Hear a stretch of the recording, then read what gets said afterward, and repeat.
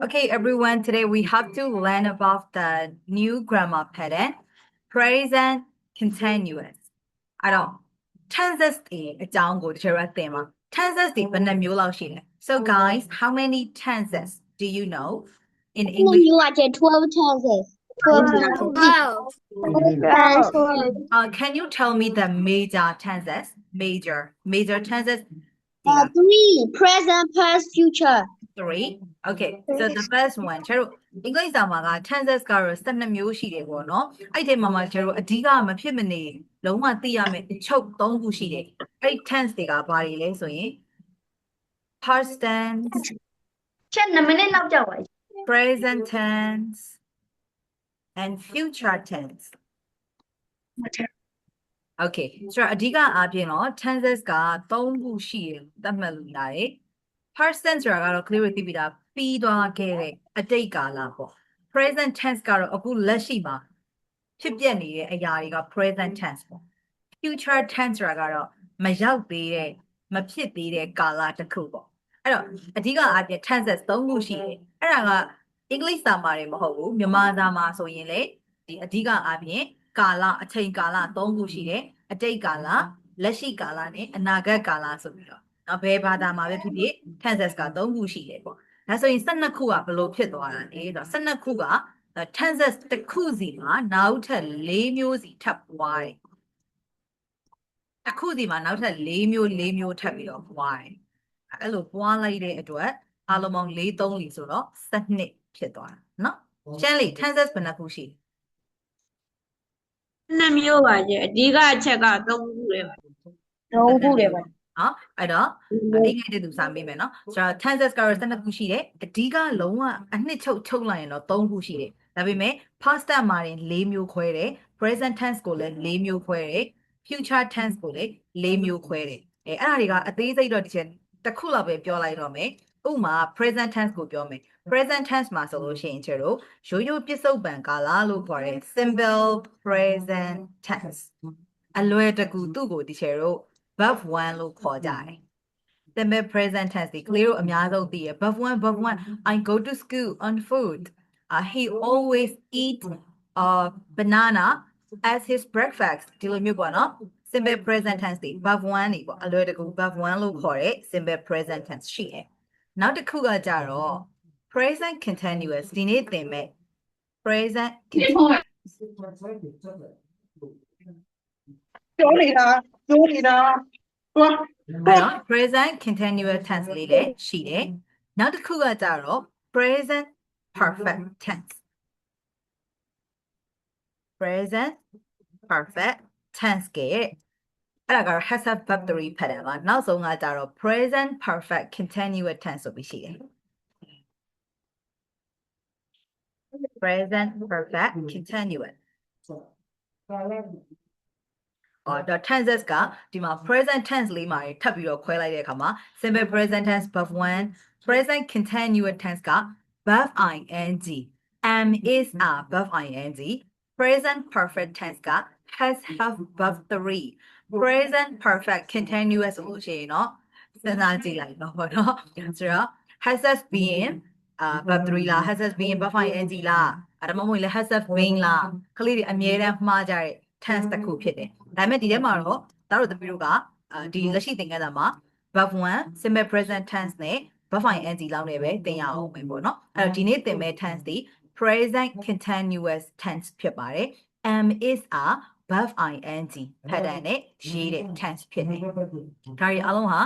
present tense ထဲမှာပဲသွားတာ past tense မှာလည်းအဲ့လိုပဲ၄မျိုးထပ်ရှိတယ် future မှာလည်းအဲ့လိုမျိုး၄မျိုးထပ်ပြီးတော့ရှိတယ်ဒါဆိုတို့ဒီနေ့သွားမဲ့ခေါင်းစဉ်လေးကဘာလေးလဲပြန်ပြောကြည့်ပါဦး present doing present continuous present continuous tense ဆိုတာကဘာလဲဆိုလို့ရှိရင်တဲ့အခုလက်ရှိမှာဖြစ်နေတာအခုလက်ရှိမှာလုပ်နေတာတွေအကုန်လုံးကို present continuous လို့ခေါ်တယ်အဲ့တော့ဒီမှာ example လေးတွေနမူနာလေးကြည့်ကြည့်အောင်ပို့ပြီးတော့နားလည်ပါဦး she is eating ဒါပေမဲ့တော့ is လို့တော့မတော့ apostrophe s နဲ့တော့နေ she's eating she isn't eating ခုမှစားနေအခုစားနေတာမလို့ she's eating အခု teacher ဆိုရင် teacher ကဘာလုပ်နေလဲစာသင်နေတယ် I am teaching ကလေးတို့ဆိုလို့ရှိရင်သင်ယူနေတာ you are learning အဲ့တော့တစ်ခုခုကိုအခုလက်ရှိမှာလုပ်နေတယ်လို့ပြောချင်ရင်တဲ့သူ့မှာ pattern လေးတစ်ခုရှိတယ် pattern လေးကအရန်ရိုးရှင်းတယ်ကလေးတို့ pattern လေးရေးပေးမယ်အဲ့ဒီ pattern လေးကိုသိသွားပြီလို့ရှိရင်ကလေးတို့ကတိတ်အများကြီးစာကြောင်းလိုက်တွေစက်နေကြမလို့ဘူးပေါ့နော်အဲ့တော့ဒီမှာ present continuous care pattern ဟာတဲ့ subject plus am is are plus verb ကို ing ပေါင်းကျန်တာပြန်ရေးဆိုတော့ဒီသင်ခန်းစာတစ်ခုလုံးရဲ့အနှစ်ချုပ်ကဒါလေးပဲ subject plus am is are plus verb ing ဖြစ်ပါတယ်ဒါလေးကူးထားလိုက်ရင်ရပြီပေါ့နော်ဒီလောက်ကလေးသိထားရင်တော့မလုံးဝလေ့ကျင့်ခန်းလုပ်လို့ရနေပြီအဲ့တော့ subject ဆိုတာဘာတွေကိုပြောတာလဲ subject ဆိုတာစာကြောင်းထဲမှာရှိတဲ့ပြုလုပ်တဲ့သူဒီကိစ္စကိုဘယ်သူကလုပ်တာလဲပြုလုပ်တဲ့သူကို subject လို့ခေါ်တယ်subject တွေကဘာတွေလဲဆိုရင် names နာမည်တွေလည်းဖြစ်နိုင်တယ် I we you they တွေလည်းဖြစ်နိုင်တယ်เนาะအဲ့ဒါတွေအကုန်လုံးကို subject လို့ခေါ်တာ animal တလိမ့်ဆန်တွေလည်းဖြစ်နိုင်တာပဲเนาะအဲ့တော့ subject ဆိုတာ names လူတွေရဲ့နာမည်တွေလည်းဖြစ်နိုင်တယ် I we you they he she it လို့ခေါ်တဲ့ pronouns တွေလည်းဖြစ်နိုင်တယ်တလိမ့်ဆန်တွေရဲ့နာမည်တွေ animals တွေလည်းဖြစ်နိုင်တယ်အဲ့တော့အဲ့ဒီ subject ကိုအရင်ရေးပြီးသွားရင် am is are ကိုရေးပြီးရင် verb ing ကိုထည့်ဒါဆိုလို့ရှိရင်ဒီ present continuous pattern လေးကအဲ့တော့အောက်ကလေ့ကျင့်ခန်းလေးတွေနဲ့ပြန်ပြီးတော့တိုက်ကြည့်ကြမယ်ဒီမှာဆိုရင် she subject เนาะ I we you they he she it she က subject ပြီးတော့ပါလာလေ am is are တခုခုလာတယ် she ဆိုတော့ is နဲ့တွဲတယ် she is verb ကို ing ပေါင်းတယ် eat ကို ing ပေါင်း eating she is eating သူမစားနေတယ် okay ဒီမှာလာပြီဒီခါကျတော့ it is ဆို is နဲ့တွဲတယ် it is rain raining it is raining မိုးတွေရွာနေတာသူကမနက်ကရွာတာလည်းမဟုတ်ဘူးမနက်ပြန်ရွာမှာလည်းမဟုတ်အခုရွာနေတာအခုဖြစ်နေတာ it's raining အဲ့လိုပဲဒီမှာကျတော့ they သူတို့က they ဆိုတော့ဘာနဲ့တွဲမလဲ ar နဲ့တွဲမယ် they are running သူတို့ဘာလုပ်နေလဲသူတို့အခုပြေးနေတာ they are running အဲ့တော့အခုကျတော့သုံးထားတဲ့စကားလုံးတွေအားလုံးဒီ am is are နဲ့ verb ing ကိုတွဲပြီးတော့သုံးထားတယ်ဒါဆိုရင်သူ့ကိုဒီ share တို့ကအငင်းစာကြောင်းလုပ်ချင်တယ် not ထည့်တယ်ဆိုလို့ရှိရင်ဘယ်လိုထည့်မလဲတဲ့လွယ်ပါတယ် I ဆိုရင် I am not it ဆိုလို့ရှိရင် is not ပေါ့ is not ကဒီ share တို့ခွေးတို့အရှိသင်ခန်းစာ unit 1 2မှာသင်ခဲ့ပြီးသား is not ဆိုရင်ဘာပြောင်းမလဲ Isn't okay isn't ကိုပြောင်းလိုက်ရုံပဲ are not ဆိုရင်ရော and but and ကိုလေးပြောင်းလိုက်တယ်ဟုတ်တယ်အဲ့တော့သူ့ရဲ့ example ကိုကြည့်ကြည့်လိုက်ဒီမှာဆိုရင် she is re-eating သူမစားနေတယ်ဒါဆိုမစားဘူးလို့ပြောချင်တယ် she isn't eating ဒါမှမဟုတ်ရင်လည်း she isn't reading စာမဖတ်ဘူး she isn't reading she isn't eating မစားနေဘူးเนาะအဲ့လိုပဲဒီမှာဆိုရင်လည်း it's raining အခုကမိုးရွာနေတာဒါဆိုရင် the sun နေလုံးကြီးက isn't shining မတောက်ပါဘူးမိုးရွာပြီဆိုတော့နေတော့မပူနိုင်တော့ဘူးအဲ့လိုပဲ they are running သူတို့ပြေးနေကြတယ်ဒါဆိုရင်သူတို့ဘာမလုပ်တာလဲ they walking လမ်းတော့ရှောက်မနေကြပါဘူးတဲ့ဒီလိုမျိုးလေးပြောလိုက်တာအဲ့တော့ကျတို့ကအခုလက်ရှိမှာဖြစ်ပျက်နေတဲ့အရာတွေဆိုရင် am is are verb ing နဲ့ပြောတယ်မဖြစ်ဘူးလို့ပြောချင်အဲ့ဒီ am is are ကို not ထည့်ပြီးရင် verb ing တော့ I am ဆိုရင် I am not he is ဆိုရင် he is not he isn't they are ဆိုရင် they are not they and တန်တဲ့ verb က verb ing pattern အကုန်လုံးဖြစ်ပြီးတော့ရေးပြီးလိုက်ဒါလေးပဲမှတ်ရကြမလား ready Yummy teacher. ဒါဆိုရင်ဒီမှာတစ်ချက်ကြည့်ပါဒီ tick လေးတွေပေါ့နော်ဒီ example လေးတွေကြည့်ကြည့်မယ် I'm working ငါအလုပ်နေတယ်ဒါဆိုသိတာကတော့သူအခုအချိန်မှာအလုပ်ကိုလုပ်နေတာ I'm not watching TV ကြည့်နေတာတော့လုံးဝမဟုတ်တော့ဘူးအဲ့တော့လုပ်နေတယ်လို့ပြောချင်လို့ I am working နဲ့သုံးတယ်လုပ်နေတာမဟုတ်ဘူးလို့ပြောချင်လို့ I am not watching နဲ့ပြောတယ်I am I am not ဒါပေမဲ့ birthday အကုန်လုံး work day words day အကုန်လုံးကိုတော့ ing နဲ့ရေးပေးထားတယ် walking watching ဒီလိုမျိုးလေးသုံးပေးထားတယ်နောက်တစ်ချောင်းမှဆိုရင်လေ Maria is reading a newspaper ဆိုရင်သိကြတာက Maria အခုအချိန်မှာသတင်းစာဖတ်နေတာကျန်တာတွေဘာမှလုပ်နေတာမဟုတ်ဘူးသတင်းစာကိုပဲဖတ်နေတာလက်ရှိမှာဖြစ်နေတာမလို့ Maria ကတယောက်တည်းမလို့ is ကိုသုံးတယ် verb ing မလို့ reading ကိုသုံးတယ် is reading အဲ့တော့သတင်းစာဖတ်နေတာဆိုလို့ရှိရင်တော့အစားနေတာမဖြစ်နိုင် she isn't eating မလုပ်ဘူးလို့ညင်းကျင်တဲ့အတွက် is not eating is not ကိုအတူကောက်ရေးတော့ isn't she isn't eating ဒီလိုမျိုးလေးသုံးတယ်ကဲအခု bus ကားလာနေပြီเนาะအခု bus ကားဟာရောက်နေပြီ the bus is coming bus ကားတစ်စီးတည်းမလို့ is verb ကို ing ပေါင်းတယ် coming the bus is coming ဒီလိုမျိုးလေးသုံးပေးရတယ်ဒီမှာဆိုရင်လဲ we ဆိုရင်အားနဲ့သုံးမယ် we are having dinner we ကိုသွားပြီး is နဲ့သွားပြီးသုံးလို့မရဘူးအဲ့လိုပဲ am နဲ့လည်းသွားသုံးလို့မရဘူး we ဒီပါနဲ့ပဲတွဲသုံးပါလေဆိုရင် are နဲ့ပဲတွဲပြီးသုံးပါဒါဆိုရင် we are having dinner နောက်ဒီမှာ you are not listening to me အော်မင်းကငါပြောတာကိုနားထောင်မနေဘူးပဲငါစကားကိုနားမထောင်နေဘူးပဲ you are not နဲ့သုံးတယ်You are not listening to me. နောက်တစ်မျိုးသုံးလို့ရသေးလားရတယ် are not ကို aren't နဲ့ပြောင်းပြီးတော့သုံးပေး You aren't listening to me ဒီလိုသုံးလို့ရတယ် short form နဲ့ပဲသုံးမလား long form နဲ့ပဲသုံးမလားကိုကြိုက်တဲ့ပုံစံနဲ့သုံးဒီမှာဆိုရင်လည်း the children are doing their homework ကလေးတွေကအိမ်စာလုပ်နေကြတယ် the children ကကလေးအများကြီးကိုပြောချင်တာမလို့ is နဲ့မသုံးပဲ are နဲ့သုံးတယ် are doingလုပ်နေတာဒါဆိုရင်အဲ့ကလေးတွေကစော့နေတာတော့မဟုတ်တော့အခုသူကြည့်လိုက်တဲ့အချိန်မှာစာလုပ်နေတာသိကြတယ်ဒါကြောင့်မလို့ am စာ verb ing နဲ့သုံးတယ်သူ့ရဲ့မြန်မာလိုအဓိပ္ပာယ်ကတော့တစ်ခုခုကိုအခုလုပ်နေတာအခုလက်ရှိမှာလုပ်နေတာယာတိဥတုဆိုလဲအခုလက်ရှိမှာဖြစ်ပျက်နေတာအခုမိုးရွာနေတာအခုနေပူနေတာဘတ်ကားကြီးကအခုရောက်နေတာဒီလိုအဓိပ္ပာယ်မျိုးနဲ့သုံးပြရတယ်အဲ့တော့ am is plus ဒီမှာ verb ing ဆိုတဲ့ pattern လေးပေါ့သူရဲ့အဓိပ္ပာယ်ကတော့ဘာလဲဆိုရင် something တစ်ခုခုဟာ is happening ဖြစ်ပျက်နေတယ် now အခုချက်ချင်းဖြစ်ပျက်နေတဲ့အရာတွေကိုပြောချင်တဲ့အခါမှာသုံးပါတယ်ဒါကသူရဲ့ definition ပဲနော် am is plus ing ဒီ mean something is happening now တစ်ခုခုဟာအခုဖြစ်နေတယ်လို့ပြောချင်ရင်သုံးပါတယ်ဒီအောက်မှာ example လေးတွေပေးထားတယ်ဒါလေးတွေတစ်ချက်ခဏနေရင်တော့ channel ထဲမှာပုံလေးတင်ပေးမယ်နော်နောက်တစ်ခုမှတ်ရမယ့်ဟာလေးလည်းရှိတယ်နောက်တစ်ခုမှတ်ရမယ့်ဟာကဘာလဲဆိုလို့ရှိရင်တော့အတန်အတွက်လေးတွေနဲ့ spelling လေးတွေပေါ့နော်စလုံးပေါင်းလေးတွေကျတို့ come လာတယ်ဆိုတဲ့စကားလုံးသူ့ကို ing ပေါင်းခြင်း letter e ကိုဖြုတ်ပေးရတယ် letter e ကိုဖြုတ်ပြီးတော့ coming coming ဒီလိုမျိုးလေးတော့သုံးပေးရတယ် write ဆိုရင်လည်း letter e ကိုဖြုတ် writing dance လည်းအဲ့လိုပဲ letter e ကိုဖြုတ် dance dancing okay ဒီလိုစကားလုံးလေးတွေပေါ့နော်အဲ့တော့ letter e လေးတွေပါလို့ရှိရင်တော့ letter e လေးတွေကိုဖြုတ်ပြီးတော့ ing ကိုရေးပေးရပါတယ်ဒါကမှတ်ရမယ့်တစ်ခုနောက်တစ်ခုကကြတော့ဒီလိုစကားလုံးမျိုးတွေပါအဲ့ဒီစကားလုံးတွေကဘာလဲဆိုလို့ရှိရင် vowel consonant လို့ခေါ်တယ်ဒီမှာဒီချက်နမူနာလေးတစ်လုံးပြမယ် are you and run ဆိုတဲ့စကားလုံးလေးကိုကြည့်ရအောင် are you and run ရဲ့နောက်ဆုံးစလုံးက vowel လား consonant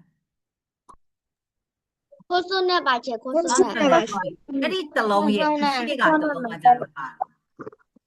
vowel ပါချေ vowel ဒီစကားလုံးရဲ့နောက်ဆုံးစလုံးဒီ vowel နဲ့ consonant နဲ့ပေါင်းထားတာ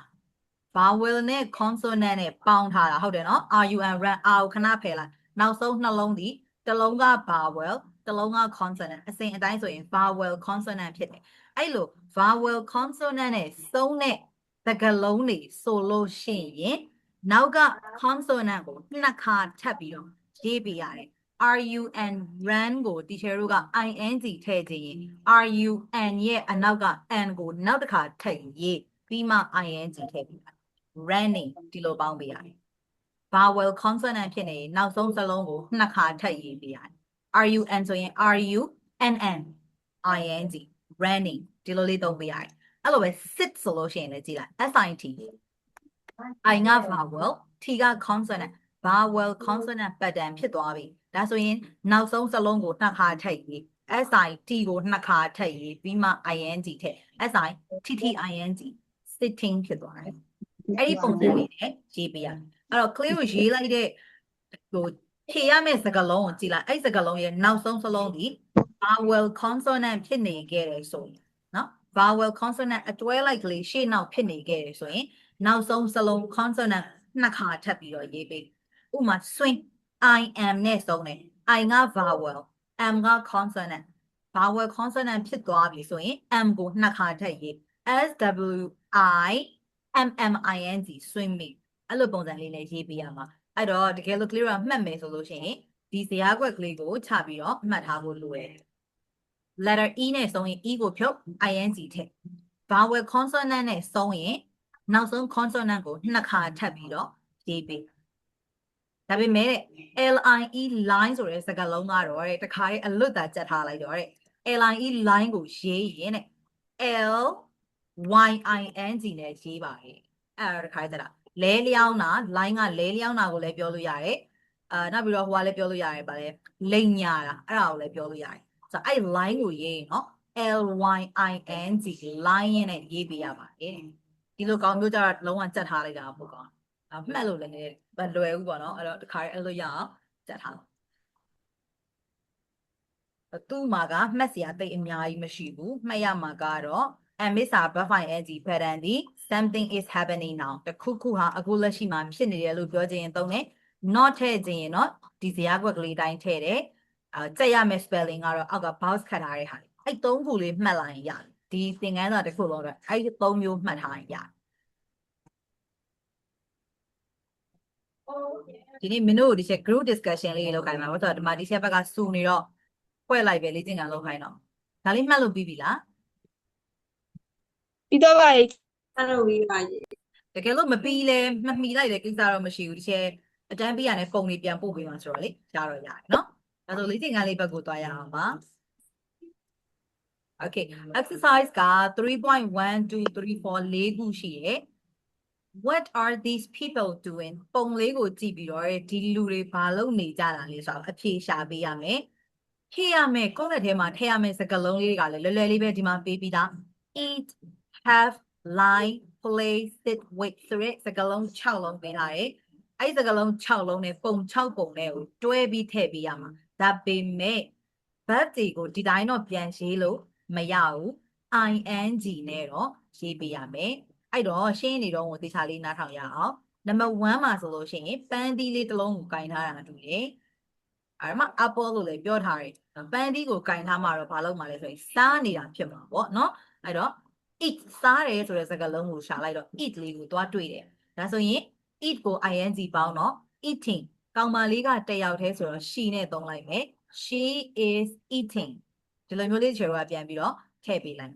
ဟုတ်ပြီနော်ဒါဆိုရင်ကျန်တဲ့စကားလုံးလေးတွေနဲ့2 3 4 5 6နဲ့ကိုအဲ့လို amisa buffingပုံစံလေးနဲ့တွဲပြီးတော့ရေးကြည့်မယ်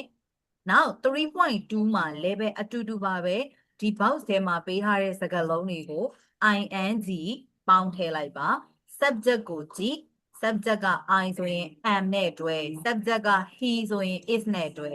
subject က you ဆိုရင် are နဲ့တွဲမှာပေါ့ဒီလိုပုံစံလေးနဲ့ column လေးတွေဖြည့်ကြည့်ပါမယ်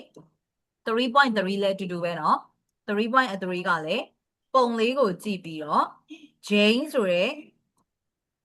ဒါဘယ်သူဖြစ်မယ်တဲ့လဲကောင်မလေးဖြစ်မယ်เนาะ Jane ဆိုရဲကောင်မလေးအကြောင်းကိုရေးခိုင်းရမယ် Jane ကယောက်ျားလေးမဟုတ်เนาะဒီမှာ Jane က main ကလေးဒီကောင်မလေးအကြောင်းကိုရေးပေးရမှာဆိုတော့ she is နဲ့ buffing pattern နဲ့ကိုသုံးပေး she isn't buffing pattern နဲ့ကိုသုံးပေးဒီကောင်မလေးလုပ်နေတဲ့အရာတွေဆိုရင် she is နဲ့သုံးပေါ့ဒီကောင်မလေးမလုပ်နေတဲ့အရာတွေဆိုရင်တော့ she isn't နဲ့သုံးဒီခွင်းထဲကစကားလုံးတွေကိုသုံးပြီးတော့ပြန်ရေးပေးရဒါက 3.3 နောက် 3.4 ကကြတော့ဒီမှာသူက sentence ကိုမပြည့်မစုံလေးတွေပေးထားတယ်ပေါ့နော်ဆိုတော့စကားလုံး word လေးတစ်လုံးစီလောက်ပဲပေးထားတယ်အဲ့ဒါလေးတွေကိုclear တို့ကပြန်ပြီးတော့အမှန်ပြန်ပြီးတော့ရေးပေးရမှာဟုတ်ပြီနော်အဲ့တော့နှစ်မျိုးရေးလို့ရတယ်ကွာဥပမာကိုကခေါင်းလျှော်နေတယ်လို့ရေးတင်တယ်ဆိုရင် I am washing my hair လို့ရေးလိုက်ပေါ့ခေါင်းမလျှော်ဘူးလို့ရေးတင်တယ်ဆိုရင်လေ I am not washing my hair မှန်မှန်မှန်မှကြိုက်တယ်လို့ရေးလို့ရတယ် ပြီနော်အခုနှင်းကြနေလို့သိကြတယ်ထင်တယ်ဆိုလို့ရှိရင်ဟုတ်တယ်နှင်းကြနေတယ်ရေးလိုက် it is snowing နှင်းမကြဘူးလို့ရေးစင်တယ်ဆိုရင် it isn't snowing ကိုယ့်ရဲ့လက်ရှိကိုနေတဲ့နေရာနဲ့ဖြစ်နေတဲ့ခံစားချက်အတွေ့အကြုံတွေကိုပဲချပြီးတော့ရေးလိုက်ရုံပဲဒါကတော့အဖြေမတူလဲရတယ်ကိစ္စမရှိဘူးအဲ့တော့ 3.123 3ပုဒ်ကိုဒီထဲ room ထဲမှာသွားပြီးတော့လောက်ခိုင်းပါမယ်အဲ့ဒါလေးပြီးရင်တော့ဒီနေ့စောစောလေးပဲနားလိုက်တော့ပေါ့နော်ဆိုတော့ကလေးကိုလောက်တတ်မလားရမလား screen share ထားပေးမယ်နော် ဒါမှမဟုတ်တော့တာ ဟုတ် ပါ ပါကျဲ ဆိုရင်ဒီချက်အခန်းလေးခွဲပါမယ်အခန်းအများကြီးမခွဲတော့ဘူးနှစ်ခန်းပဲခွဲမယ်room 1ကအမီလေးသားချစ်အော် ဟုတ် နှစ် ပါ ယောက် ကျဲ အမီလေးသားချစ်ရှမ်းလေးငွေအစင်းဖုံးထက်ထက်မြက်လီလီဒီဒီ608လက်စုကိုတက်စုဇေတုတာအဲ့ဒါက room 1ဖြစ်လိမ့်မယ် room 2ကလီယွန်ဂျူလီယန်အဲလစ်ဘုံမြတ်မွန်နီတုံနရီလီယိုစုကြည်ဟန်စနိုးမြတ်မင်းခန့်ဖြစ်လိမ့်မယ်နော်ဆိုတော့အဲ့အခန်းလေးတွေအတိုင်းပဲသွားပါမယ်ဒါမဲ့လေ room 1မှာကလူတစ်တီကြီးပဲဖြစ်နေတယ်ဆိုတော့စနိုးကို room 1နဲ့ထည့်ပေးလိုက်ပြီးတော့ room 1နဲ့ကတယောက်ကိုဒီဘက်ကိုပြန်ထုတ်မယ်ထက်မြတ်တို့လီလီတို့ room 2ထဲကိုထုတ်မယ်โอเคဒါဆိုဝင်လို့ရပါပြီဒီထဲ screen လေး share ပေးမယ်15မိနစ်လောက်တော့အချိန်ပေးမယ်ပြီးရင်ပြန်ထွက်လာတယ်တန်းတာပေးမယ်နော် ဟုတ်ကဲ့ပါကျဲ